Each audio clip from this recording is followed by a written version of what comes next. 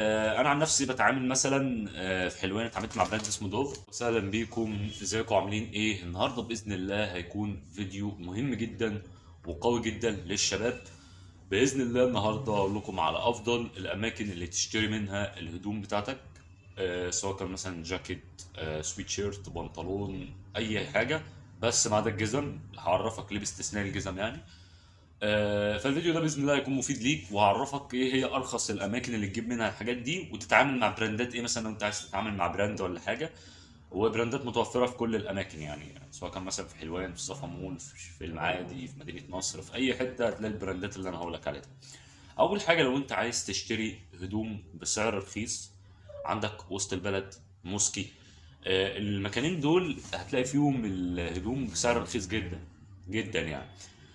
هتلاقي مثلا يعني انا بدي مثال، انا ما اعرفش الجاكيت في الوقت اللي انت تتفرج عليه في الفيديو هيكون بكام. انا مثلا الجاكيت ده بيتباع في حلوان تقريبا ب 850 ب 900. انا جايب نفس الجاكيت ده من موسكي ب 400 جنيه، تمام؟ او ب 450، انا مش متذكر، ان جابه تقريبا من 100 شهرين ولا شهر ونص. فاهمني؟ الجزم بقى انا ليه استثنيتها من الموضوع؟ لان الجزم عموما اسعارها متشابهه. يعني ما فيش ما يعني مثلا لو انت ما تنزلش الموسكي او وسط البلد مخصوص عشان تجيب جزم، لان الجزم انا بخبرتي في الحوار ده اسعارها متشابهه جدا يعني. ما هو بس ايه يعني فرق 20 30 جنيه، ما انت كده كده هتدفعهم مواصلات، يبقى انت كانك ما عملتش حاجه. فانت الجزم لا، من المحلات اللي عندك افضل يعني. فاهمني؟ انا عن نفسي بتعامل مثلا في حلوان اتعاملت مع براند اسمه دوف. البراند ده تحفه قوي، تحس اللي هو عامل زي الغزاله ده. ده جبت منه الجاكيت بتاعي، جبت منه الجاكيت وبنطلون، واسعاره برضو حلوه والله، يعني مش وحشه خالص. يعني جبت منه الجاكيت ده، ثواني اقول لكم، مش بس مش مجهز والله، فاهمني؟ هو الجاكيت ده جبته منه برضو اهو. أنا مش عارف اوضحه لان الكادر صغير بتاع الكاميرا، بس هو جاكيت فرو حلو يعني، فاهمني؟ انا عارف ان انا لو بشتغل في عرض منتجات وكده انا هودي الشركه وده، بس هو عموما الجاكيت حلو وانا شاريه منهم يعني، اللي هو الجاكيت ده اهو.